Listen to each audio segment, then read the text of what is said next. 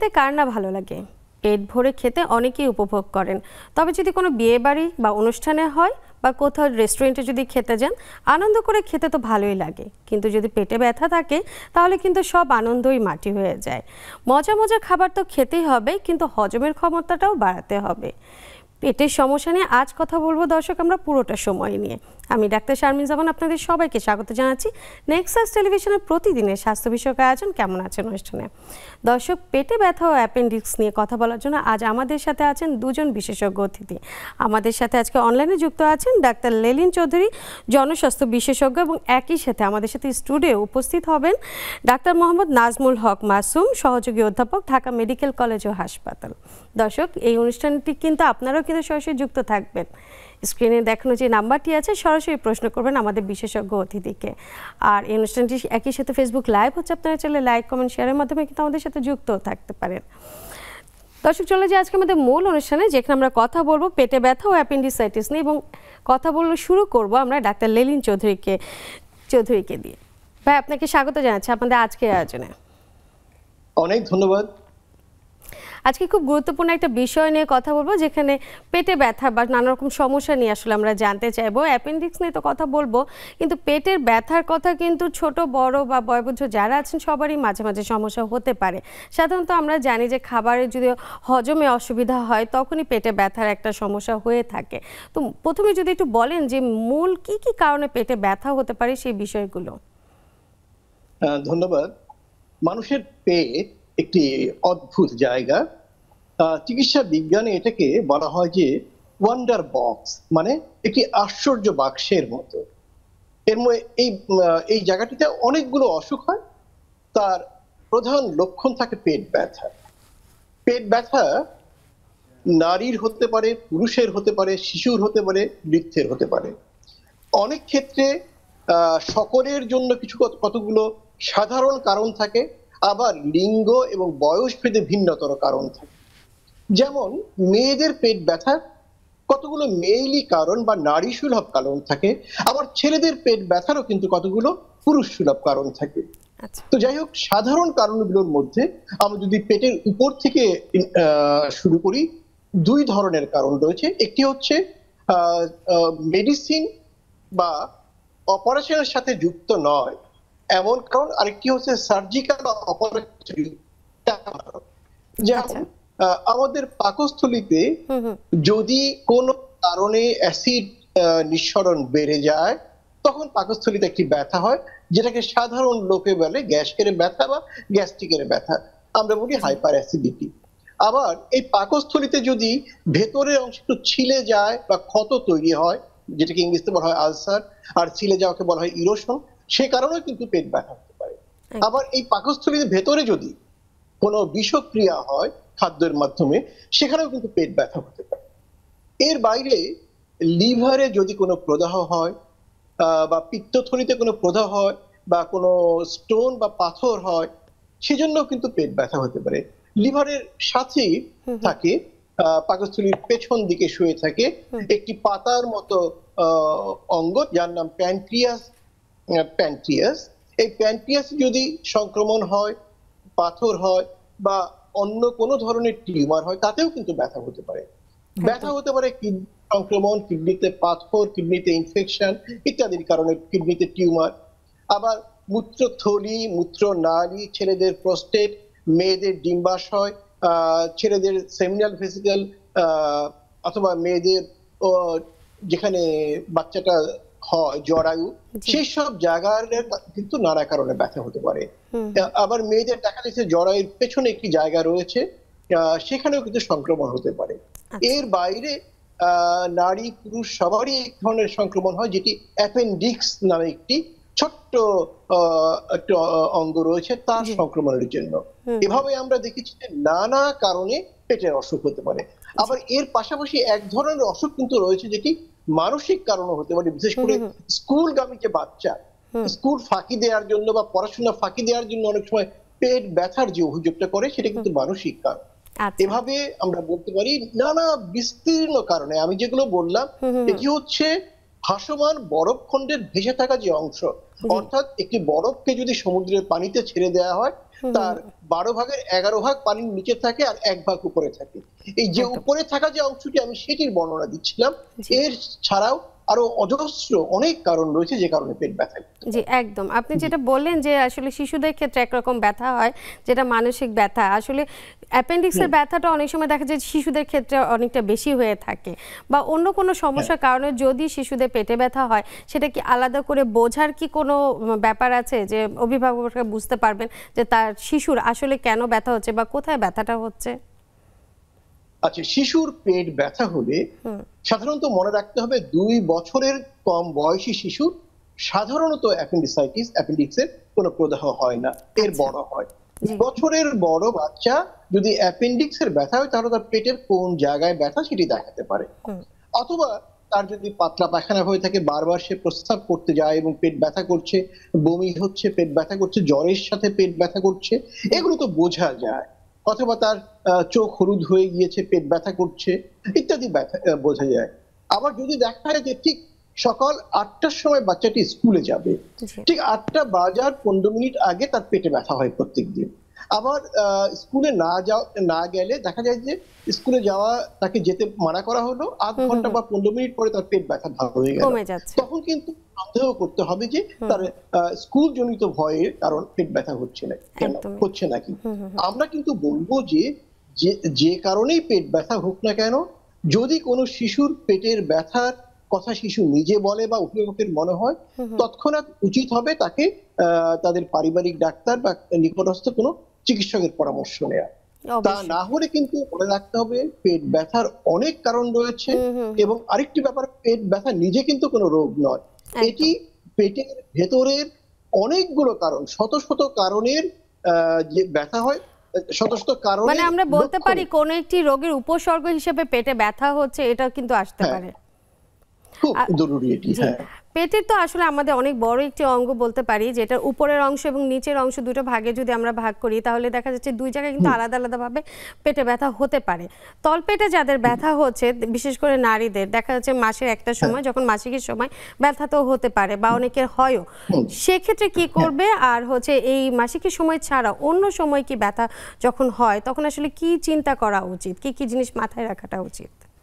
যদি ঋতুস্রাবের একদিন আগে বা ঋতুস্রাব শুরু হওয়ার সময় থেকে নারীদের তলপেটে ব্যথা হয় এবং ঋতুস্রাব শেষ হওয়ার পরে ব্যথাটি ঠিক হয়ে যায়, তাহলে আমরা এটা ধরেই নেব যে এটি ঋতুস্রাব জনিত ব্যথা। এর ইংলিশে একটি নাম রয়েছে, ডিসমেনোরিয়া বা ব্যথা যুক্ত মাসিক স্রাব। তো সেই ক্ষেত্রে আমরা বলবো এটিতে কষ্ট পাওয়ার কোনো দরকার নাই। আপনার নিকটস্থ কোনো স্ত্রীরোগ বিশেষজ্ঞকে দেখালে তিনি কয়েকটা পরামর্শ আপনাকে দিবেন, 1-2টো ব্যায়াম শিখিয়ে দিবেন এবং সাথে আপনাকে ছোট 1-2টি ওষুধ দেবেন, যে ওষুধগুলো আপনি ব্যথার শুরুতেই খাওয়া শুরু করবেন এবং দেখা যাবে যে এরকম 3-4 মাস ব্যথার ওষুধগুলো চিকিৎসক যেটি লিখবেন খাওয়ার পরে তার ব্যথাটি ভালো হয়ে গিয়েছে এবং বেদনাযুক্ত ব্যথাযুক্ত যে মাসিক ঋতুস্রাব সেটিও থেকে তুমি মুক্তি পাবেন। অতএব এটি একটি ব্যাপার। যদি অন্য সময়ে ব্যথা হয় তাহলে কিন্তু এটি গুরুত্বপূর্ণ ব্যাপার, কারণ এই ব্যথাটি হতে পারে অ্যাপেন্ডিক্সের সংক্রমণের জন্য, হতে পারে ওভারির কোনো বা ডিম্বাশয়ের কোনো অসুখের জন্য, অথবা জরায়ুর পেছনে একটি জায়গা রয়েছে, একটা ফাঁকা জায়গা, পাউস অফ ডগলাস বলি আমরা, সেখানে কোনো সংক্রমণ রয়েছে কিনা, অথবা জরায়ুর ভেতরে কোনো সমস্যা হলো কিনা, অথবা যে টিউবটি মেয়েদের রয়েছে ফ্যালোপিয়ান টিউব, যেটি দিয়ে ডিম্বাণু জরায়ুর ভেতরের দিকে যেতে থাকে, সেই জায়গায় হলো কিনা এটি দেখতে হবে। এর বাইরে তার সার্ভিক্স বা জরায়ু মুখে কোনো প্রদাহ হলো কিনা বা কোনো ধরনের ফোড়ার মতো হলো কিনা ইত্যাদি সবকিছু মিলে কিন্তু নারীদের এই জায়গাটাকে আমরা গুরুত্ব দেব।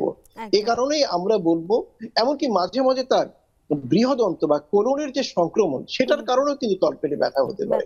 এই যে বাউল সিনড্রোমের একটি সমস্যা রয়েছে, তার কারণেও তলপেটে ব্যথা হওয়ার একটা সম্ভাবনা থাকে। অনেক ক্ষেত্রে দেখা যায় নারীদের ক্ষেত্রে প্রস্রাবে ইনফেকশন হয় বা প্রস্রাবের নালীতে যে ইনফেকশনটা হয় সে কারণে কি ব্যথা হওয়ার সম্ভাবনা থাকে? নারীদের তলপেটের ব্যথার একটি অন্যতম কারণ হচ্ছে তাদের মূত্রথলিতে মূত্রনালীতে সংক্রমণ। কারণ আমরা জানি মেয়েদের মূত্রনালীটা তুলনামূলকভাবে ছোট, ফলে খুব দ্রুত সংক্রমণ প্রবেশ করতে পারে এতে তার ঘন ঘন প্রস্রাব হবে, প্রস্রাবে জ্বালা যন্ত্রণা থাকবে এবং তলপেটে ব্যথা থাকবে। এর বাইরেও যখন মূত্রবাহী নালীর থেকে মূত্রথলি হয়ে উপরের দিকে সংক্রমণটি বয়ে যায়, তখন কিন্তু প্রস্রাবের জ্বালা পোড়া না থেকেও পেটে ব্যথা হতে পারে। এজন্যই বলবো, নারীদের বা পুরুষের বা শিশু বা বয়স্ক লোক যারই পেটে ব্যথা হোক না কেন, তিনি দেরি না করে দ্রুত একজন চিকিৎসকের পরামর্শ নেবেন, তাতে ভবিষ্যতের অনেক বড় বিপদ থেকে তিনি রক্ষা পেতে পারেন। একদম। একে গেল তো হচ্ছে নারীদের ক্ষেত্রে, আমরা অনেক সময় পুরুষদেরও কিন্তু দেখতে পাই যে তাদের তলপেটে কিন্তু ব্যথা হচ্ছে, সে আসলে কি কারণে হতে পারে পুরুষদের ক্ষেত্রে? আসলে পুরুষদের তলপেটের ব্যথা কিন্তু এটিও মূত্রনালী মূত্রথলির সংক্রমণের জন্য হতে পারে। হতে পারে ছেলেদের মূত্রথলির সামনের অংশের পেছনে প্রোস্টেট নামে একটি গ্রন্থি রয়েছে, তার ইনফেকশনের জন্য ব্যথা হতে পারে। হতে পারে সেমিনাল ভেসিকল নামে একটা গ্রন্থি রয়েছে, তার জন্য হতে পারে। আবার দেখা যায় যে অ্যাপেন্ডিক্সের জন্য তো হতেই পারে, ডিসেন্ট্রির জন্য হতে পারে, কোলনের সংক্রমণের জন্য হতে পারে, ইরিটেবল বাউল সিনড্রোমের জন্য হতে পারে, এবং কিডনির থেকে যে নালীটি বেরিয়ে এসে মূত্রথলিতে যুক্ত হয় ইউরেটার, এখানে পাথর থাকার কারণে হতে পারে। আবার কিডনির নিচের অংশে পাথর থাকার কারণে হতে পারে, এমনকি কৃমির বড় বড় কৃমির থাকার কারণেও কিন্তু হতে পারে। এমনকি যদি নারী পুরুষ বা বৃদ্ধ যে কারণে যদি কয়েকদিন যাবৎ কোষ্ঠকাঠিন্য থাকে এবং সেই মরটি খুব বেশি শক্ত হয়ে যায়, এই কারণেও কিন্তু পেটে ব্যথা হতে পারে। ফুড পয়জনিং এর কারণে উপরের পেটে এবং নিচের পেটে দুই জায়গায় ব্যথা হতে পারে। তো সব মিলে এক্ষেত্রেও ব্যথাকে কিন্তু অবহেলা করার বা উপেক্ষা করার ন্যূনতম কোনো জায়গা নেই, সুযোগ নেই। আসলে পেটের ব্যথা বা তলপেটের ব্যথা যেটা, সেটা তো হচ্ছে কোনো না কোনো একটা সমস্যার কারণে। এই ব্যথাটা আসলে কতদিন সাস্টেন করলে বা কতদিন থাকলে একজন নারী বা পুরুষের উচিত যে একজন চিকিৎসকের কাছে যাওয়া? কারণ আমাদের দেশে তো সবাই দেখা যাচ্ছে প্রথম 2-1 দিন ব্যথা যখন হচ্ছে, তারা কিন্তু ব্যথা নিরাময় যে ওষুধগুলো আছেন এগুলো সহজে পাচ্ছেন এবং খেয়ে ফেলছেন। এটা নিয়ে দীর্ঘদিন বসেও থাকছেন যে ব্যথা তো কমে যাচ্ছে ওষুধ খাওয়ার পরে, কিন্তু অনেকে দেখা যাচ্ছে যে চিকিৎসকের কাছে যান না। কিন্তু আসলে এই ব্যথাটা শুরু হওয়ার ঠিক দিনের মধ্যে একজন চিকিৎসকের শরণাপন্ন হওয়া খুব বেশি প্রয়োজন? আমরা বলবো, ব্যথা শুরু হওয়ার প্রথম দিনে কেউ যদি চিকিৎসকের কাছে যায়, ভালো না হলে অন্তত দ্বিতীয় দিনে তাকে যাওয়াই উচিত হবে। কারণ যদি অ্যাপেন্ডিক্সে ব্যথা হয়ে থাকে, তাহলে 24 থেকে 48 ঘন্টা পরে, কোনো কোনো ক্ষেত্রে 72 ঘন্টা পরে এই অ্যাপেন্ডিক্সটি ফেটে যায়। ফেটে গিয়ে অ্যাপেন্ডিক্সের ভেতরে যে সংক্রমণের যে জীবাণুগুলো এবং ময়লা সংক্রমিত জিনিসপত্রগুলো পেটের ভেতরে ছড়িয়ে যায়, এতে প্রাণহানির মতো একটি অবস্থা তৈরি হতে পারে। আবার মেয়েদের ক্ষেত্রে ব্যথা শুরু হলো, আমরা দ্রুত যেতে বলি এই কারণে, এটি একটোপিক প্রেগনেন্সি। অনেক সময় জরায়ুর বাইরে যে ডিম্ব নালী থাকে বা ফ্যালোপিয়ান টিউব, সেখানে কিন্তু এই টিউবের মধ্যেও অনেক সময় গর্ভধারণ গর্ভ সঞ্চার হতে পারে, সেটি ফেটে গিয়েও কিন্তু ব্যথা হতে পারে। অতএব ব্যথা শুরু হলে কয়েক ঘন্টার মধ্যে যদি দেখা যায় যে ব্যথা বাড়তেই আছে, আমরা বলবো যত দ্রুত সম্ভব চিকিৎসকের কাছে গেলে, আর সেটা না হলে অন্তত 24 ঘন্টার মধ্যে যেন যায়, সেটি ভালো হবে।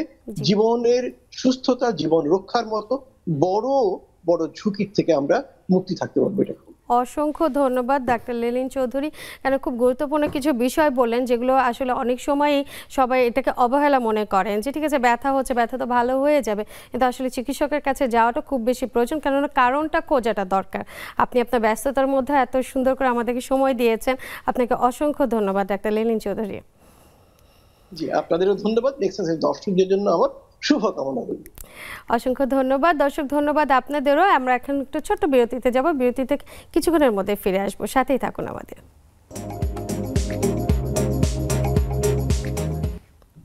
বিরতির পর সবাইকে আরও একবার স্বাগত জানাচ্ছি, আমি ডাক্তার শারমিন জামান। দর্শক, আজ কথা বলছি আমরা পেটে ব্যথা ও অ্যাপেন্ডিসাইটিস নিয়ে, এবং আমাদের সাথে কথা বলার জন্য আজ আমাদের স্টুডিওতে আছেন ডাক্তার মোহাম্মদ নাজমুল হক মাসুম, সহযোগী অধ্যাপক, ঢাকা মেডিকেল কলেজ ও হাসপাতাল। আমরা বিরতিতে যাবার আগে আমাদের সাথে ডাক্তার লেলিন চৌধুরী ছিলেন, উনি তলপেটে ব্যথার ব্যাপারে আমাদেরকে জানিয়েছেন যে কী কী কারণ আসলে ব্যথা হয়। এবার এটা আপনার কাছে জানবো যে আসলে আমাদের উপরের যে পেটের অংশটা আছে সেখানেও নানা কারণে ব্যথা হয়, আসলে এই ব্যথাগুলোর মূল কারণ কী কী? হ্যাঁ, ধন্যবাদ আপনাকে। আসলে পেটে ব্যথা বিভিন্ন কারণে হতে পারে। উপরের পেটে সাধারণত যে কারণে সবচেয়ে বেশি ব্যথা হয় সেটা হচ্ছে পেপটিক আলসার, অর্থাৎ পাকস্থলীতে যদি কারো আলসার হয় অথবা ডিউডেনামে যদি কোনো আলসার হয়, তার জন্য ব্যথা হতে পারে। এটা ছাড়াও দেখা যায় পিত্তথলিতে পাথরের জন্য ব্যথা হতে পারে। পিত্তথলিতে পাথর হলেই যে ব্যথা হবে এমন না, কিন্তু ওখানে যদি কোনো ইনফেকশন হয়, যেটাকে আমরা কোলিসিস্টাইটিস বলি, সেই কারণে ব্যথা হতে পারে। আবার উপরের পেটে অগ্নাশয় নামক একরকম গ্রন্থি আছে, যেটাকে ইংরেজিতে প্যানক্রিয়াস বলে। যদি কারো প্যানক্রিয়াটাইটিস হয় তার জন্য ব্যথা হতে পারে। এছাড়া কেউ হঠাৎ করে পেটে ব্যথা নিয়ে আসতে পারে।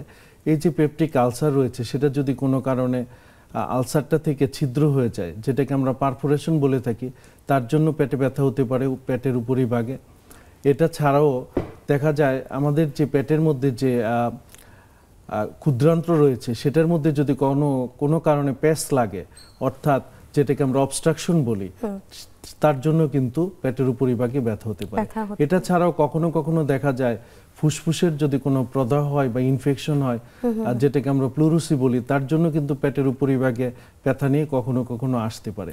এমনকি কারো যদি দেখা যায় এমআই, যেটাকে আমরা বলি মায়োকার্ডিয়াল ইনফ্রাকশন অথবা হার্ট অ্যাটাক বলে থাকি, সেটার কারণেও কিন্তু দেখা যায় অনেকে পেটের উপরিভাগে ব্যথার কথা বলতে পারে। পেটের উপরিভাগের ব্যথাটার ক্ষেত্রে অনেক সময় অনেকে বলে যে গ্যাস হয়েছে, পেট ভরে গেছে গ্যাসে, বা গ্যাসের চাপের কারণে ব্যথা হচ্ছে। আসলে এটাও কি উপরের অংশে ব্যথা হবে? আপনি সঠিকই বলেছেন। আসলে দেখা যায় কারো যদি পেপটিক আলসার যেটা বললাম, সেটাকে আমরা সাধারণ ভাষায় বলে থাকি গ্যাস্ট্রিকের সমস্যা। এর কারণে দেখা যায় পেটের উপরিভাগে ব্যথা হয়। ব্যথাটার ধরন হয়ে থাকে খাবার পরেই দেখা যায় পাকস্থলীতে যদি কোনো আলসার হয় তাহলে প্রচন্ড ব্যথা হয়। আর যদি ডিউডেনামে বা পাকস্থলীর নিচের যে অংশটা রয়েছে, সেই ক্ষেত্রে দেখা যায় খালি পেটে ব্যথা করে। বিশেষ করে আমরা দেখা যায় রমজান মাসে অনেকক্ষণ ধরে যদি না খেয়ে থাকে, ফাস্টিং থাকে, তার জন্য ব্যথা নিয়ে আসতে পারে। এটা ছাড়াও দেখা যায় কেউ দেখা যায় অনেকক্ষণ ধরে না খেয়ে আছে, যেমন খুব সকালবেলা রাতে খেয়ে ঘুমালো, তারপর দেখা যায় ঘুম থেকে ওঠার পর প্রচন্ড ব্যথা হচ্ছে। আলসারের জন্য এরকম ব্যথা হয়ে থাকে। আর পেটটা ভরা ভরা থাকে, কারো যদি দেখা যায় পিত্তথলিতে পাথর হয়, সেই ক্ষেত্রে দেখা যায় সব সময় পেট ভরা থাকে। পেটের উপরিভাগে সাধারণত পেটের ডান সাইডের ব্যথা করে, কখনো কখনো সেই ব্যথাটা দেখা যায় ডান কাঁধের দিকে যেতে পারে। আবার প্যানক্রিয়াটাইটিস যদি হয়, অর্থাৎ অগ্নাশয় যদি প্রদাহ হয়, সেই ক্ষেত্রে ব্যথাটা সাধারণত শরীরের পেছনের দিকে যায়, অর্থাৎ ব্যাকে যায়। এর জন্য দেখা যায় অনেক রোগীরা প্রচন্ড ব্যথা নিয়ে হঠাৎ করে আসে, এবং সে অনেকটা নামাজের মতো করে থাকে, অর্থাৎ সামনের দিকে ঝুঁকে থাকে, সামনের দিকে ঝুঁকে থাকে, যেন তার ব্যথাটা কম হয়। আচ্ছা, মানে ঝুঁকে থাকলে তার ব্যথাটা কম আরাম বোধ করেন আর কি। এই যে গ্যাসের কারণে বা যদি কারোর গলব্লাডারে পাথর হয়ে গেল, সেই ক্ষেত্রে কি অনেক সময় বমি হতে পারে বা রক্ত বমি হওয়ার সম্ভাবনা থাকে? দেখা যায় গলব্লাডারে পাথর হলে সাধারণত বমি হয় না, কিন্তু কারো যদি আলসার হয় পাকস্থলীতে, সেই ক্ষেত্রে বমি হতে পারে, যেমন রক্ত বমি হতে পারে। আবার অনেক সময় কালো পায়খানা হয়, সেটাকে আমরা বলে থাকি মেলেনা, অর্থাৎ অনেকটা আলকাতরার মতো পায়খানা হয়, সেটা হতে পারে। ওকে। আর গলব্লাডারের পাথরে দেখা যায় অনেক সময় যে গলব্লাডার ফেলে দিতে হচ্ছে, এরকম একটা চিকিৎসা করা হয়, সেই ক্ষেত্রে কি ব্যথা একদম নিরাময় হয়ে যায় বা অন্য কোনো সমস্যা কি হতে পারে? ধন্যবাদ আপনাকে। আসলে গলব্লাডারে যদি পাথর হয়, এখন পাথর হলে আমাদের যেটা চিকিৎসা, সেটা হচ্ছে পিত্তথলিটা আমাদের ফেলে দিতে হয়। অনেকে হয়তো ভয় পায় পিত্তথলি ফেলে দিলে অন্য কোনো সমস্যা হবে কিনা। আসলে পিত্তথলির কাজটা হচ্ছে আমরা যে খাবার খাচ্ছি, বিশেষ করে চর্বি জাতীয় খাবার, সেটা হজমে সাহায্য করে। এখন পিত্তথলি যদি ফেলে দেই, সেই ক্ষেত্রে পিত্তথলিতে হচ্ছে পিত্তরসটা জমা থাকে, কিন্তু পিত্ত উৎপাদন হচ্ছে কিন্তু আমাদের লিভারের মধ্যে বা যকৃতে। এখন পিত্তথলি ফেলে দিলে খুব বেশি সমস্যা হয় না, কিন্তু পাথর যদি থাকে, পিত্তথলিটা যদি আমরা না ফেলি, সেই ক্ষেত্রে বারে বারে দেখা যায় এটাতে ইনফেকশন হয়, ব্যথা হয়। অনেক সময় পিত্তথলির মধ্যে পুঁজ জমা হয়ে যায়, যেটাকে আমরা এমফাইমা বলে থাকি। অনেক ক্ষেত্রে পিত্তথলিটা ছিদ্র হয়ে যায়, যেটাকে বলে থাকি পারফোরেশন। অথবা পিত্তথলির মধ্যে এক জাতীয় রস জমা হতে পারে, যেটাকে আমরা মিউকোসিল বলি, এরকম সমস্যা হতে পারে। আবার পিত্তথলিতে দীর্ঘদিন পাথর যদি থাকে, সেই পাথর পিত্তনালীতে যে প্যানক্রিয়াস বা অগ্নাশয়ের যেই ডাক্ট বা নালী রয়েছে, সেই নালীটা যদি বন্ধ করে দেয়, তাহলে কিন্তু প্যানক্রিয়াটাইটিস অথবা প্যানক্রিয়াসের প্রদাহ বা সমস্যা হওয়ার সম্ভাবনা থাকে। এই ধরনের অপারেশনে তো মানে পরবর্তীতে কোনো সমস্যা হওয়ার কারণে বা মানে পুরো মানে গলব্লাডার না ফেলে দিয়ে শুধু পাথরগুলো কি নিরাময় করা সম্ভব? আমরা সাধারণত যদি কিডনিতে কারো পাথর হয়, সেই ক্ষেত্রে আপনার কিডনি না ফেলে দিয়ে কিন্তু পাথরের চিকিৎসা করা যায়, বিভিন্ন আধুনিক চিকিৎসা রয়েছে। কিন্তু এখন পর্যন্ত যদি পিত্তথলিতে কারো পাথর হয়, পৃথিবীর সব জায়গায় ল্যাপারোস্কোপির মাধ্যমে, অর্থাৎ পেটে 3টি বা 4টি ছিদ্র করে এই অপারেশনটা করা হয়। এতে রোগীকে অজ্ঞান করা হয়। যেদিন অপারেশন করা হয় এর পরের দিনই কিন্তু রোগী বাসায় চলে যেতে পারে, খুব বেশি সমস্যা হয় না এবং তেমন কোনো ব্যথা হয় না। কিন্তু পিত্তথলিতে পাথর হলে ভয় পেয়ে যেন বসে না থাকেন, কারণ এটার আধুনিক চিকিৎসা রয়েছে। যদি সঠিক সময়ে চিকিৎসা না করা হয় তাহলে বিভিন্ন ধরনের জটিলতা হতে পারে, যেটা আমরা ইতিপূর্বে বললাম। পিত্তথলিতে পুঁজ জমা হয়ে যেতে পারে এবং পিত্তথলির সমস্যার জন্য প্যানক্রিয়াটাইটিস অর্থাৎ অগ্নাশয়ে প্রদাহ হতে পারে। একদম। আপনি মাঝখানে বললেন যে হার্ট অ্যাটাক বা এমআই যদি হয়, অনেক সময় বুকের উপর ব্যথা হচ্ছে বা এটা অনেকটা পেটের উপরে ভাগের কাছাকাছি অংশে, সেক্ষেত্রে এই যে হার্টের ব্যথা বা পেটের উপরে ভাগের ব্যথা, এটা কি আলাদা করার কি কোনো ব্যাপার আছে? অবশ্যই আলাদা করা যায়, কিন্তু অনেক ক্ষেত্রে রোগীরা দেখা যায় বুঝতে পারে না আসলে ব্যথাটা বুকেই হয়ে থাকে, কিন্তু সে প্রেজেন্ট করে হয়তো পেটের উপরিভাগে হয়েছে। যখন একজন চিকিৎসক তার ইতিহাসটা ঠিকভাবে নিবেন বা চিকিৎসকের শরণাপন্ন হবেন, তখন উনি ঠিকই বুঝে ফেলতে পারবেন এটা আসলে পেটের উপরিভাগের ব্যথা না, এটা আসলে হার্টেরই ব্যথা। এবং সেটার জন্য তার শুধু যে ব্যথা হবে সেটা না, সেটার জন্য সে হাতের বাম দিকের হাতে ব্যথা হতে পারে, তার প্রচন্ড সোয়েটিং হতে পারে, প্রচুর ব্যথা হতে পারে, দম বন্ধ হয়ে যেতে পারে, এরকম সমস্যা হতে পারে। এইরকম যদি সমস্যা কারো হয় তাহলে আমি বলবো অতি দ্রুততম সময়ে প্রথমেই একজন চিকিৎসকের শরণাপন্ন হওয়া, বিশেষ করে হার্টের চিকিৎসা যারা করে থাকেন।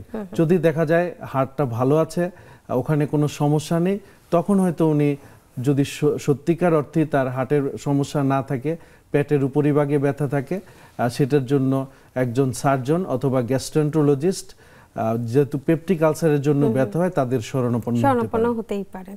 আচ্ছা, আমরা যেহেতু পেটে ব্যথা নিয়ে কথা বলছি, অ্যাপেন্ডিক্স এমন একটা জায়গা যেটা পেটের মধ্যেই আছে, অন্যান্য অর্গানের মতনই একটা ছোট অর্গান, কিন্তু এটাকে কখন আমরা অ্যাপেন্ডিসাইটিস বলছি বা এটার ব্যথাটা কখন আসলে হচ্ছে? ধন্যবাদ আপনাকে। আসলে অ্যাপেন্ডিসাইটিসের ব্যথা যেটা, সেটা পেটের উপরিভাগে হয় না, সেটা হচ্ছে পেটের নিচের ভাগে, অর্থাৎ প্রথম অবস্থায় দেখা যায় নাভির চারপাশে সে ব্যথাটা হয় এবং সেই ব্যথা তলপেটের ডান দিকে চলে যায় একটা সময়ে। এটা সাধারণত অ্যাপেন্ডিসাইটিসের ব্যথা। এটা না তলপেটের ডান দিকে ব্যথা, কিন্তু অ্যাপেন্ডিসাইটিস ছাড়াও অনেক কারণে হতে পারে। যেমন মূত্রনালীতে ইনফেকশনের জন্য হতে পারে, মূত্রনালীতে যদি কোনো স্টোন বা পাথর হয়, বিশেষ করে ডান মূত্রনালীতে, তার জন্য ব্যথা হতে পারে। আমাদের মা বোনদের যদি ডিম্বাশয়ে কোনো সমস্যা হয়, অর্থাৎ ওভারিয়ান সিস্ট হয়, সেটার জন্য ব্যথা হতে পারে। অনেক সময় দেখা যায় আমাদের প্রেগন্যান্সিটা জরায়ুতে হওয়ার কথা, সেখানে না হয়ে যদি ডিম্ব নালীতে হয়, যেটাকে আমরা ইকটোপিক প্রেগন্যান্সি বলি, এবং সেটা যদি কোনো কারণে রাপচার হয়ে যায়, তার জন্য কিন্তু তলপেটের ডান দিকে ব্যথা হতে পারে। এটা ছাড়াও কারো যদি পেলভিক ইনফ্লেমেটরি ডিজিজ যেটাকে বলা হয়, অর্থাৎ মেলি সমস্যা, জরায়ুর সমস্যার জন্য ব্যথা হতে পারে। এবং কখনো কখনো দেখা যায় গ্যাসের জন্য কিন্তু ডান দিকে ব্যথা হতে পারে। মিকেলস ডাইভার্টিকুলাইটিস বলে একটা শব্দ রয়েছে, সেটার জন্য কিন্তু ব্যথা হতে পারে। এবং ক্ষুদ্রান্ত্রের সমস্যার জন্য, অর্থাৎ কারো যদি হজমের সমস্যা হয়, তার জন্য কিন্তু তলপেটের ডান দিকে ব্যথা হতে পারে। আমি আপনার মাধ্যমে দর্শক শ্রোতাদের যেটা বলতে চাচ্ছি, তলপেটে ব্যথা মানেই কিন্তু অ্যাপেন্ডিসাইটিস না, সেটা বিভিন্ন কারণে হতে পারে এবং সেটা অ্যাপেন্ডিসাইটিসের জন্য হতে পারে। এরকম ব্যথা যদি হয়, অবশ্যই আপনি চিকিৎসকের শরণাপন্ন হবেন। চিকিৎসক আপনাকে দেখে বিভিন্ন পরীক্ষা নিরীক্ষা করে তারপর শনাক্ত করবেন এটা অ্যাপেন্ডিসাইটিসের ব্যথা না অন্য কোনো কারণে হয়েছে। কোন বয়সে আসলে অ্যাপেন্ডিসাইটিসের ব্যথাটা বেশি হতে পারে? হ্যাঁ, অ্যাপেন্ডিসাইটিসের ব্যথা আসলে সব বয়সের মানুষের মধ্যেই হতে পারে, তবে সবচেয়ে বেশি দেখা যায় বাচ্চাদের ক্ষেত্রে হতে পারে, কিংবা যুবক বয়সে হতে পারে, ইভেন বৃদ্ধ বয়সে কিন্তু অ্যাপেন্ডিসাইটিস হতে পারে। বৃদ্ধ বয়সেও হতে পারে। এই ব্যথাটা কি প্রচন্ড তীব্র হয় নাকি অন্যান্য ব্যথার মতনই সহনশীল থাকে? এখন অ্যাপেন্ডিসাইটিসের ব্যথাটা কেন হয়, অধিকাংশ ক্ষেত্রে কিন্তু এটা সঠিক কারণ জানা যায় না। এটা এমনি এমনি ব্যথা হতে পারে। যেটা বলছেন যে এটা একটা প্রদাহ ইনফেকশন হচ্ছে, কিন্তু কেন হচ্ছে? বিভিন্ন অ্যাপেন্ডিক্সটা হচ্ছে ভিতরে একটা সরু নালীর মতো থাকে। কখনো যদি সেই নালাটা ব্লক হয়ে যায়, যেমন সেটা পায়খানার জন্য ব্লক হয়ে যেতে পারে, অথবা আমরা যে বিভিন্ন রকম খাবার খাই যেটা আসলে সহজে পাচ্য হয় না, সেটা যদি ওই নালীর মধ্যে ঢুকে যায় তার জন্য কিন্তু সেটা ব্লক হয়ে যেতে পারে। কিংবা অনেক সময় আমাদের যে কৃমি রাউন্ড ওয়ার্ম যেটা বলে সেটা যদি ঢুকে যায় তার জন্য ব্লক হয়ে যেতে পারে। অর্থাৎ অ্যাপেন্ডিক্সের যে ভিতরে সরু নালী রয়েছে সেটা ব্লক হওয়ার জন্য অ্যাপেন্ডিসাইটিস হতে পারে।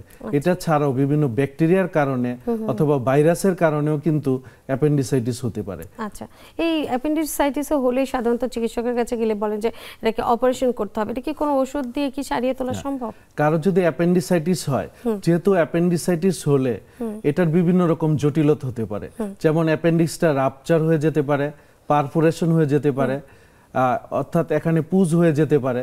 আর অ্যাপেন্ডিসাইটিস হলে যদি জটিলতা হয়, সেই ক্ষেত্রে যদি অল্প বয়সে কোনো মেয়েদের অ্যাপেন্ডিসাইটিস হয়, সেই ক্ষেত্রে যদি ওখানে প্রদাহ হয়, তার দেখা যায় ভবিষ্যতে যে ডিম্ব নালীটা রয়েছে ডান দিকে সেটা ব্লক হয়ে যেতে পারে, খুব কাছাকাছি থাকে, সেটা হতে পারে।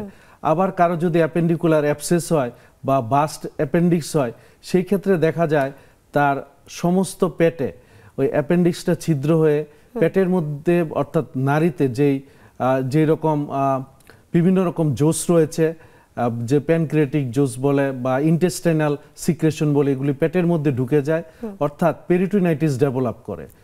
এটা মেডিকেলের ভাষায় বলে থাকি, এইরকম জটিলতা হয়। এর জন্য বলা হয় কারো অ্যাপেন্ডিসাইটিস হলে অতি দ্রুততম সময় তার অপারেশন করে যেন ফেলা হয়। আপনি বললেন যে ব্যথার মাধ্যমে একটা আমরা বুঝতে পারি যে অ্যাপেন্ডিক্সে ব্যথা হচ্ছে, কিন্তু এছাড়া কি আর কোনো লক্ষণ আছে? অ্যাপেন্ডিসাইটিসের ক্ষেত্রে ব্যথার তো হয়, এটা ছাড়াও দেখা যায় লো গ্রেড ফিভার, অল্প জ্বর থাকতে পারে। কখনো কখনো যদি অ্যাপেন্ডিক্সের প্রদাহটা খুব বেশি হয়, তার তীব্র জ্বরও হতে পারে, একটু বমি বমি লাগতে পারে, কারো বমিও হতে পারে। এটা ছাড়াও যদি অ্যাপেন্ডিক্স জটিল হয়, সেই ক্ষেত্রে দেখা যায় কারো পাতলা পায়খানা হয়, ডায়রিয়া হতে পারে। অ্যাপেন্ডিকুলার যদি লাম্প হয়ে যায়, অর্থাৎ অ্যাপেন্ডিক্সটা 2-3 দিন অ্যাপেন্ডিসাইটিসের 2-3 দিন চলে গেল, তখন দেখা যায় পেটের ডান দিকে একটা চাকা নিয়ে প্রেজেন্ট করতে পারে। আচ্ছা, এটা কি উপরিভাগ থেকে দেখা যাবে? উপরিভাগে দেখা যায় না। একজন চিকিৎসক যখন পেটের মধ্যে হাত দিবে, সেটা পালপেট করবে, তখন দেখা যায় পেটের ডান পাশে একটা চাকা অনুভব করতে পারে। আবার যদি অ্যাবসেস হয়ে যায়, অর্থাৎ ভিতরে পুজ হয়ে যায়, তখন দেখা যায় প্রচন্ড জ্বর হয় এবং পেটের ডান দিকে প্রচন্ড ব্যথা হয় এবং চাপ দিলে ব্যথা হয়, এরকম হয়।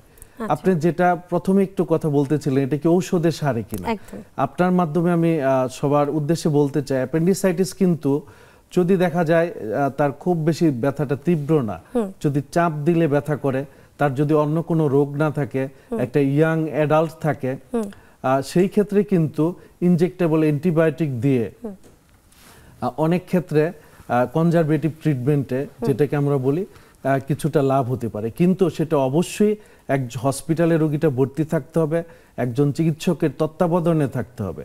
আমরা যদি মনে করি না অ্যাপেন্ডিসাইটিস হয়েছে, ওষুধ দিয়ে দিলাম, বাসায় বসে খাবে, সেই ক্ষেত্রে কিন্তু তার জটিলতা হওয়ার সম্ভাবনাটা অনেক বেশি থাকে।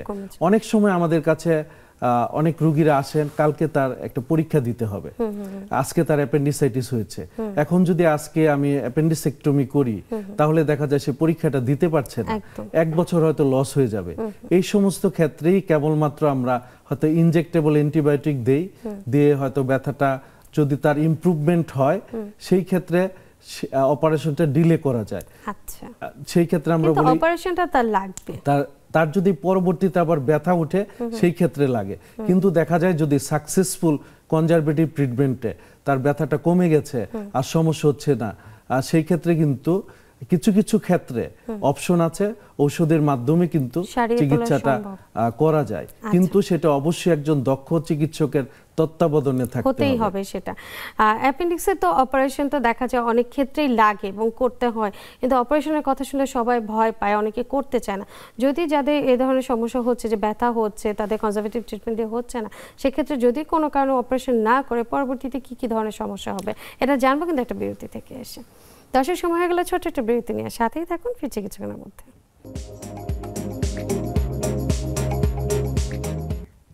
বিরতির পর সবাইকে আরও একবার স্বাগত জানাচ্ছি, আমি ডাক্তার শারমিন জামান। দর্শক, আজ আমরা কথা বলছিলাম পেটে ব্যথা এবং অ্যাপেন্ডিসাইটিস নিয়ে, এবং এই বিষয়ে কথা বলার জন্য আজ আমাদের সাথে আছেন ডাক্তার মোহাম্মদ নাজমুল হক মাসুম।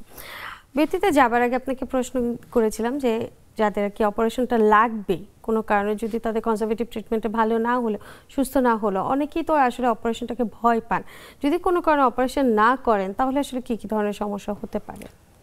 কারো যদি অ্যাপেন্ডিসাইটিস হয়ে যায়, অর্থাৎ ওনার নাভির চারপাশে প্রথমে ব্যথা করছে, তারপর ব্যথাটা তলপেটের ডান দিকে চলে যাচ্ছে, তার জ্বর চলে আসছে এবং তার বমি বমি ভাব লাগছে, সেই ক্ষেত্রে স্বাভাবিক পর্যায়ে অবশ্যই তার অপারেশনটা করে নিতে হবে। অপারেশন যদি না করা হয় তাহলে দেখা যায় সে অ্যাপেন্ডিসাইটিস হয়ে আশেপাশের যেই অন্যান্য ক্ষুদ্রান্ত্র রয়েছে এগুলির সাথে কিংবা ওমেন্টাম রয়েছে একটা চাকা হয়ে যায়, যেটাকে আমরা বলি অ্যাপেন্ডিকুলার লাম্প। তখন কিন্তু আর অপারেশন করা যায় না। তখন যদি আমরা অপারেশন করতে যাই তখন দেখা যায় যেহেতু ক্ষুদ্রান্ত্র বা ওমেন্টাম এটার সাথে লেগে একটা চাকার মতো হয়ে যায়, সেই ক্ষেত্রে দেখা যায় রোগীর খাদ্যনালীটা ক্ষতিগ্রস্ত হওয়ার সম্ভাবনা থাকে এবং অনেক ক্ষেত্রে দেখা যায় পুঁজ হয়ে যায় ভিতরে, সেটাকে বলা হয় অ্যাপেন্ডিকুলার অ্যাবসেস। অর্থাৎ আবার অনেক সময় অ্যাপেন্ডিক্সটা ফেটে যায়, যেটাকে আমরা বার্স্ট অ্যাপেন্ডিক্স বলে থাকি। কাজেই কারো যদি অ্যাপেন্ডিসাইটিস হয়, কোনো চিকিৎসক যদি দেখে বলেন এটার অপারেশন লাগবে, যদি বিশেষ কোনো কারণ না থাকে, সেই ক্ষেত্রে আমি মনে করব অপারেশনটা করাই খুবই জরুরি বিষয়। আচ্ছা, শিশুদের ক্ষেত্রে দেখা যায় যে অ্যাপেন্ডিক্সের ব্যথাটা বেশি হওয়ার সম্ভাবনা থাকে। যেসব শিশুদের ক্ষেত্রে আসলে অ্যাপেন্ডিক্সের ব্যথা হচ্ছে তাদের কি সাথে সাথে কি অপারেশন করা হয় নাকি তাদের ক্ষেত্রে সময় নেওয়া হয়? যদি কোনো বাচ্চাদের ক্ষেত্রে অ্যাপেন্ডিসাইটিস হয় সেই ক্ষেত্রে পারফোরেশন হয়ে যাওয়ার সম্ভাবনা বেশি থাকে, অর্থাৎ অ্যাপেন্ডিক্সটা বাস্ট হওয়ার সম্ভাবনা বেশি থাকে।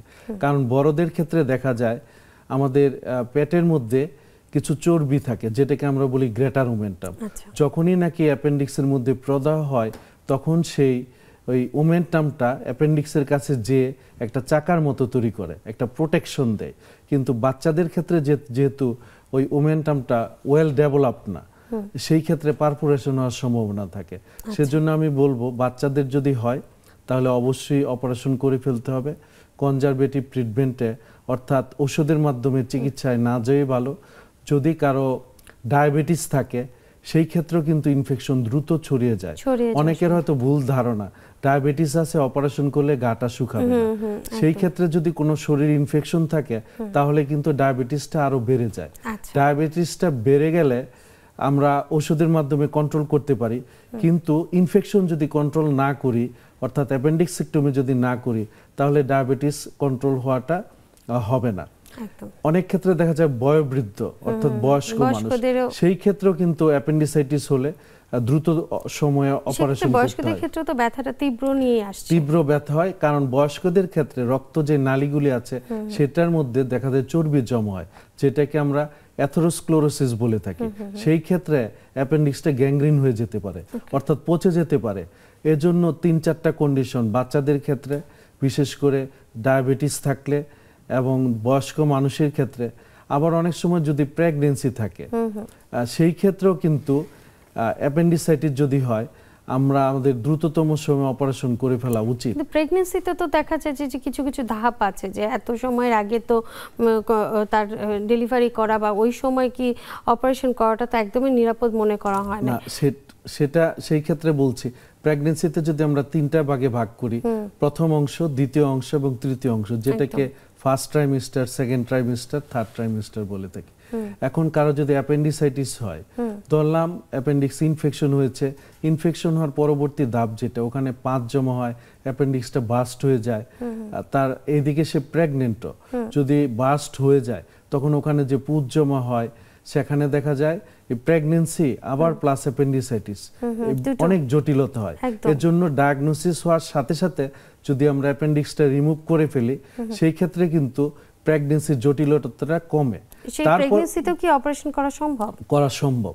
দেখা যায় এটা আমরা প্রথম অংশে খুব সেফলি করতে পারি, দ্বিতীয় অংশেও করা যায়, কিন্তু থার্ড ট্রাইমিস্টারে যখন থাকে অর্থাৎ শেষ 3 মাসের সময় যখন থাকে সেই ক্ষেত্রে অনেক সময় পেটটা বড় হয়ে যায়, যেহেতু বাচ্চা পেটে থাকে তখনও কিন্তু করার প্রয়োজন হয়। খুব কাছাকাছিই তো থাকছে, কিন্তু যদি দেখা যায় অ্যাপেন্ডিসাইটিসটা ব্যথাটা খুব বেশি তীব্র না এবং তার ঔষধের মাধ্যমে ব্যথাটা কমে গেছে এবং রক্তের পরীক্ষা করে থাকি, ডাব্লিউবিসি কাউন্ট সেটা খুব বেশি যদি না বাড়ে, তাহলে অনেক ক্ষেত্রে আমরা এই কনজারভেটিভ অপশনে রাখি। সেক্ষেত্রে ডেলিভারি পর্যন্ত তো অপেক্ষা করাটা সম্ভব না। ডেলিভারি যদি ব্যথা হয়ে যায় এবং সেটা যদি না কমে, সেই ক্ষেত্রে কিন্তু ডেলিভারি পর্যন্ত যদি আমরা অ্যাপেন্ডিসাইটিসের ব্যথাটা অপেক্ষা করি আরো জটিলতা হবে। আচ্ছা, সেই ক্ষেত্রে যদি প্রেগন্যান্সি অবস্থাতেই যদি কেউ অপারেশন করে, তার গর্ভে যে সন্তান থাকে তার কি কোনো সমস্যা হতে পারে? কিছু তো ঝুঁকি থাকে, কিন্তু তারপরে আমাদের অ্যাপেন্ডিসাইটিস হলে অপারেশনটা করতে হয় একজন দক্ষ সার্জন। উনি সিদ্ধান্ত নেবেন এটা কি অপারেশন করবেন নাকি এটা কনজারভেটিভ ট্রিটমেন্টে ঠিক হবে। যদি দেখা যায় ব্যথাটা কম, তার জ্বর আসে নাই, ডাব্লিউবিসি কাউন্টটা খুব বেশি না, আবার অ্যান্টিবায়োটিক দেওয়ার পরে ব্যথাটা কমে গেছে, সেই ক্ষেত্রে আমরা অপারেশন করি না। কারণ আমাদের উদ্দেশ্য থাকে বাচ্চাটাও যেন ভালো থাকে, পেশেন্টও ভালো থাকে। কিন্তু যদি দেখা যায় অ্যাপেন্ডিসাইটিস হয়ে পুজ হয়ে গেছে, তার কোনো কিছুতেই কমছে না, সেই ক্ষেত্রে যদি অপারেশন না করি এবং প্রেগন্যান্সি হওয়া পর্যন্ত অপেক্ষা করি, তাহলে কিন্তু পেটের বাচ্চার জটিলতা হবে, এমনকি মায়েরও কিন্তু মৃত্যুর ঝুঁকি থেকে যায়। একদম, এটা খুব গুরুত্বপূর্ণ একটা বিষয়। আপনি বারবার বলছেন যে অপারেশন করতে, আসলে এই অপারেশনগুলো কিভাবে করা হয়?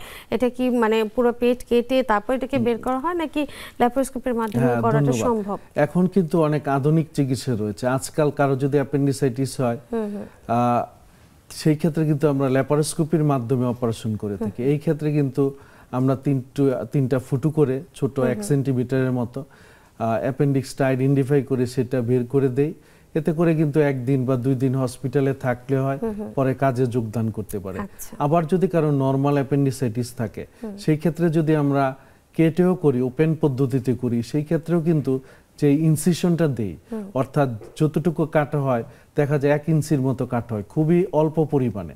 কাজে অ্যাপেন্ডিসাইটিস হলে খুব বেশি ভয় না পেয়ে এটার অপারেশন করে ফেলাটাই আমি মনে করি শ্রেয়।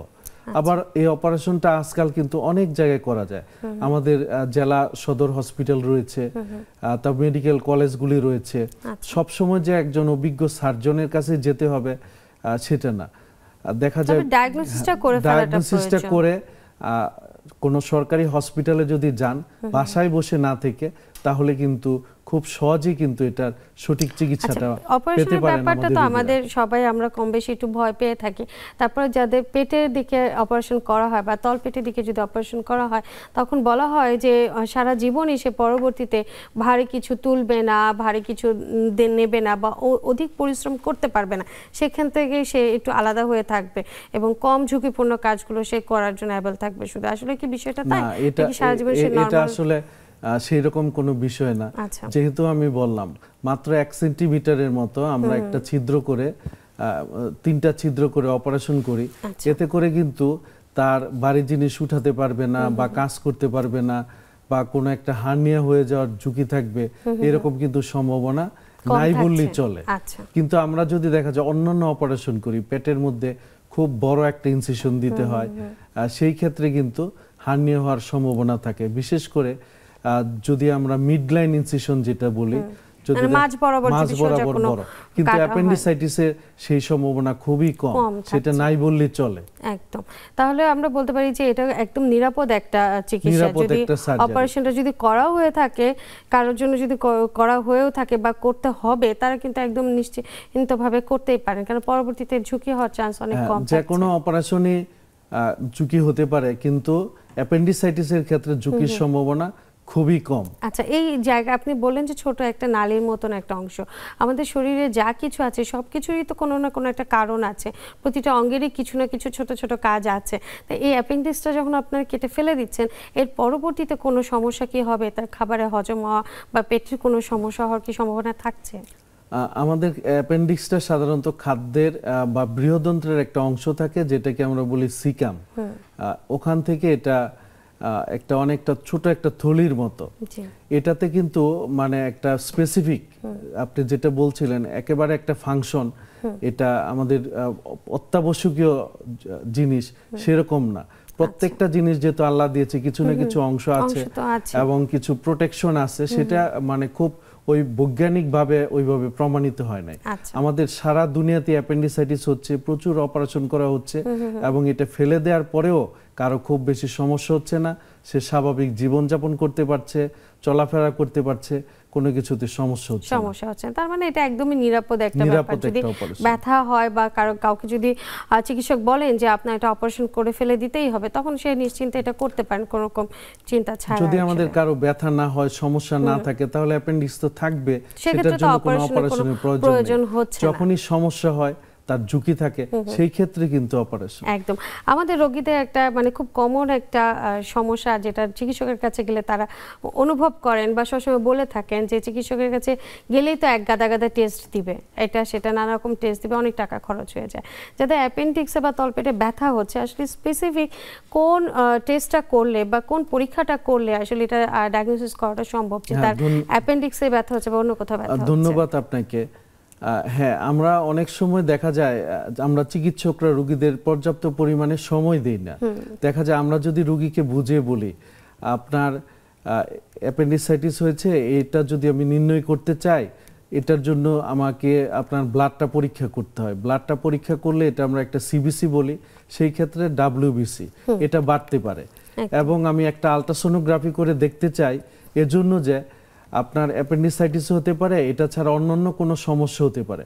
Ultrasonography of the whole abdomen, অর্থাৎ পুরা পেটের যদি আলট্রাসাউন্ড আমরা একটা করি, সেই ক্ষেত্রে অ্যাপেন্ডিসাইটিসও বুঝতে পারবো, রাইট ইউরেটারে যদি স্টোন থাকে সেটাও বুঝতে পারবো, ওভারিতে কোনো সমস্যা থাকলে সেটাও বুঝতে পারবো। এই দুইটা পরীক্ষা করি। কখনো কখনো আমরা তার যদি পেশাবে জ্বালাপোড়া করে, ইউরিন পরীক্ষা করি। অ্যাপেন্ডিসাইটিস মূলত আমাদের ডায়াগনোসিসটা হচ্ছে ক্লিনিক্যালি। তার ইতিহাসটা আমরা শুনি, পেটের ডান দিকে যদি চাপ দেই, যদি ব্যথা হয়, সেটাকে আমরা রিবাউন্ড টেন্ডারনেস বলি, সেটা থাকলে তার ব্যথা হতে পারে। সাধারণত এই সিম্পল পরীক্ষা করে কিন্তু তার অ্যাপেন্ডিসাইটিস হয়েছে কিনা আমরা এটা নির্ণয় করতে পারি। আমরা যদি রোগীদেরকে বুঝিয়ে দেই কোন পরীক্ষাটা তার কেন লাগছে, তাহলে আমি মনে করি রোগীদের যে অবিশ্বাসটা ডাক্তারের প্রতি, সেটা অনেক ক্ষেত্রে কমে যাবে। অনেক ক্ষেত্রে সমস্যা নিয়ে আসে কিন্তু অ্যাপেন্ডিসাইটিসে, তারপরে আমাদের লিখতে হয় একটা চেস্ট এক্স-রে, কারণ অপারেশন করার সময় তাকে যদি অজ্ঞান করতে হয়, তাহলে কিন্তু ফুসফুসের অবস্থাটা দেখে নিতে হয়। অনেক সময় আমরা তাকে সিরাম ক্রিয়েটিনিন করতে দেই, অর্থাৎ কিডনির অবস্থাটা জানতে চাই। এই জিনিসগুলি যদি আমাদের রোগীকে বুঝিয়ে দেই কেন কোন পরীক্ষাটা আমরা দিচ্ছি, তাহলে কিন্তু আমি মনে করি কোনো রোগী বলবে না আমাকে এক গাদা চিকিৎসা দিয়ে দিচ্ছে। কারণ সে হয়তো বুঝতে পারতেছে আমার সমস্যাটা হচ্ছে তলপেটে, ডাক্তার কেন আমাকে একটা ইসিজি করতে দিল। কিন্তু আমি যদি বুঝিয়ে দেই না, আপনার হার্টের সমস্যাটা আমাদের দেখতে হবে, অপারেশন করতে গেলে যেহেতু অজ্ঞান করতে হয় আপনাকে, আপনার হার্ট এবং ফুসফুস যদি ভালো না থাকে, কিডনি যদি ভালো না থাকে, সেই ক্ষেত্রে পরীক্ষা করে আমরা অনেক কিছু সতর্কতা অবলম্বন করতে পারি। তাহলে আমার মনে হয় কোনো রোগীরা বলবে না চিকিৎসক তাকে অনেক বেশি পরীক্ষা দিয়েছেন। অসংখ্য ধন্যবাদ আপনাকে, কারণ এটা খুব গুরুত্বপূর্ণ একটা বিষয় যে টেস্ট, অতিরিক্ত টেস্টের কারণে কিন্তু অনেকেই চিকিৎসা করতে চান না, চিকিৎসা করার থেকে পিছিয়ে আসছেন। আমরা সবাই চাই সুস্থ থাকতে, পেটের নানা রকম সমস্যা থেকেও নিজেকে চাই রক্ষা করতে। হজম শক্তি বাড়ালে অনেক সময় দেখা যাচ্ছে যে তার পেটের যে সমস্যাগুলো হচ্ছে খাবার দাবার খাওয়ার কারণে, সেটা অনেকটা ক্ষেত্রে কমে আসার সম্ভাবনা থাকে। আসলে সে কি ধরনের খাবার খেলে তার পেটটাকেও ভালো রাখবে, তার পেটে নানা রকম সমস্যা থেকেও সে আসলে রেহাই পাবে। ধন্যবাদ আপনাকে। এই যে রোগের কারণে যে শুধু পেটে ব্যথা এরকম না, আপনি সঠিকই বলেছেন। কারো যদি দেখা যায় হজমের সমস্যা থাকে, সেই ক্ষেত্রে কিন্তু তার পেটে ব্যথা হতে পারে। অনেকে দেখা যায় পচা বাসি খাবার খায়, তৈলাক্ত খাবার খায়, একসাথে প্রচুর পরিমাণে খাবার খেয়ে ফেলে, ভাজা পোড়া বেশি খায়, সেই ক্ষেত্রে কিন্তু পেটে ব্যথা হতে পারে। কোষ্ঠকাঠিন্যের জন্য কিন্তু পেটে ব্যথা হতে পারে। একদম। অসংখ্য ধন্যবাদ আপনাকে। এই যে বলেন যে কোষ্ঠকাঠিন্যর জন্য বা হচ্ছে নানা রকম তেলের জাতীয় খাবারের কারণে যখন পেটে ব্যথা হচ্ছে, এই পেটে ব্যথাগুলো কিন্তু তার হজমেও কিন্তু সমস্যা তৈরি করছে। তো এইগুলো কারণে যদি কারো অসুবিধা হয়, তাহলে সে নিয়মিত কি জিনিস করবে যে কারণে সে সুস্থ থাকবে, একদম সংক্ষেপে বলবেন অনুষ্ঠানের শেষ প্রান্তে। কেউ যদি দেখা যায় নিয়ন্ত্রিত জীবনযাপন করে, পর্যাপ্ত পরিমাণে ঘুমায়, প্রতিদিন কায়িক পরিশ্রম করে, একদম তৈলাক্ত খাবারটা একটু কম খায়, পরিমাণ মতো খাবার খায়, যেমন বলা হয়ে থাকে আমরা পাকস্থলীকে যদি 3টা ভাগে ভাগ করি, যদি এক ভাগ খাবার দিয়ে পূর্ণ করি, এক ভাগ পানি খেয়ে আরেকটা খালি রাখি, আরেক অংশ খালি রাখি, তাহলে কিন্তু এবং টাইমলি খাবারটা খাই, দীর্ঘক্ষণ না খেয়েও না থাকি, আবার যখন খাবো তখন যেন একদম গলা পর্যন্ত না খাই। অতিরিক্ত চর্বি, লাল মাংস এগুলি যদি আমরা পরিহার করতে পারি তাহলে কিন্তু, এবং প্রতিদিন প্রত্যুষে মলত্যাগের অভ্যাস করা, সবজি খাওয়া, কোষ্ঠকাঠিন্য হলে ইসবগুলের ভুসি খাওয়া, এই জিনিসগুলো যদি একটু মেনে চলে তাহলে কিন্তু সুস্থ থাকাটা সম্ভব। ডাক্তার মোহাম্মদ নাজমুল হক মাসুম, আপনাকে অসংখ্য ধন্যবাদ এত ব্যস্ততার মধ্যে আমাদের সময় দিয়েছেন। আপনাকেও ধন্যবাদ, এবং নেক্সাস টিভির সমস্ত দর্শক যারা কষ্ট করে এতক্ষণ ধরে শুনছেন তাদেরকে ধন্যবাদ, এবং এই অনুষ্ঠানে আমাকে আমন্ত্রণ জানানোর জন্য কর্মকর্তা বা সকলকে অসংখ্য ধন্যবাদ। ধন্যবাদ দর্শক আপনাদেরও যারা এতক্ষণ আমাদের সাথে ছিলেন। আসলে পেটের ব্যথা কিন্তু শুধু যে খাবার হজমের জন্য হচ্ছে তা কিন্তু না, অন্য কোনো সমস্যার জন্য হতে পারে। কি কারণে হচ্ছে সেটা কিন্তু জানা প্রয়োজন, এবং আপনার যদি এরকম সমস্যা হয়ে থাকে অবশ্যই একজন চিকিৎসকের শরণাপন্ন হবেন। সবাই সুস্থ থাকবেন, ভালো থাকবেন, দেখা হবে অন্য কোনো পর্বে। আজ বিদায়, শুভরাত্রি সবাইকে।